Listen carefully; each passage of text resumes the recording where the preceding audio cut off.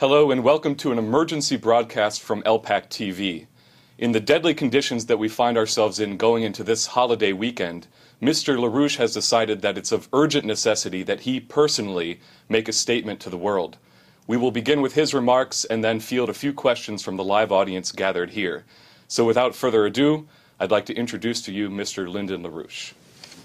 What I am going to say is expert, but not officially secret. Many people may not know these things, but they are not secret in that sense. We're now on the verge of what must be called World War III. This will be thermonuclear World War III. Not pre-nuclear war, not nuclear war, but thermonuclear war. The targets, principally, are Russia and China. These are the two principal targets. The war is intended to start, as of now, with an operation coming out of Iran. And it will probably be set up in some form. This war in Iran is, targeting Iran, is supposed to bring Israel into play. That may or may not happen, but that is the option with which this war plan started. The issue is as follows. The present world system, economic system, is in a process of disintegrating.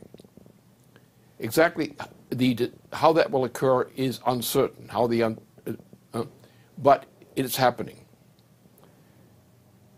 The intention is to eliminate two nations, Russia and China. And this means nuclear weapons, it means thermonuclear weapons. That part is engaged. Once the war starts, probably with an incident orchestrated in Iran or against Iran or something of that sort, then Israel will come into play as starting the heavy fire, but on a limited way. Israel coming into the fire will trigger a setup of thermonuclear World War III, in which the intended targets include Russia and China. Now, at this point, the United States, nations of Europe, Russia, China, and other countries are poised for exactly this war. The background of the war is the fact that the entire world is going bankrupt, especially the transatlantic region, especially Europe, and also the United States and the nations of South America and elsewhere as well. This war has been on the way since the beginning of President Obama's illegal war in Libya.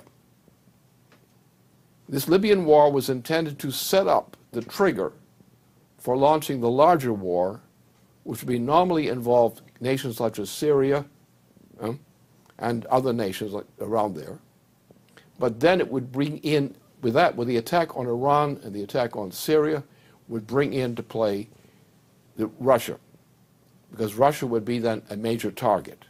And Russia is prepared for this. Russia is the leading nuclear power, together with China, on the other side.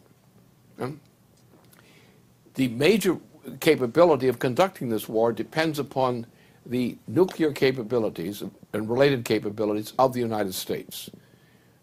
European nations such as Britain and so forth are nuclear powers, but they don't have the depth of nuclear weaponry that we in the United States have.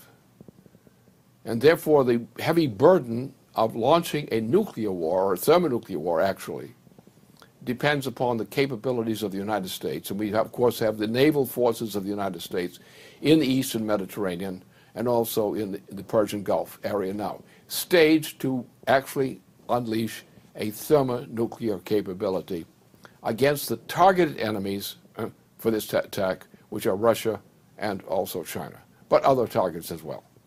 So this will be essentially, if it goes, a worldwide thermonuclear war. in which the U.S. thermonuclear capabilities are a crucial factor. That means that if President Obama were to be removed from office on grounds of his known insanity, under Section 4 of the 25th Amendment of the Federal Constitution, if he were eliminated from that, the war would be off. If he remains in office, it is probable that the war, the thermonuclear war, will occur.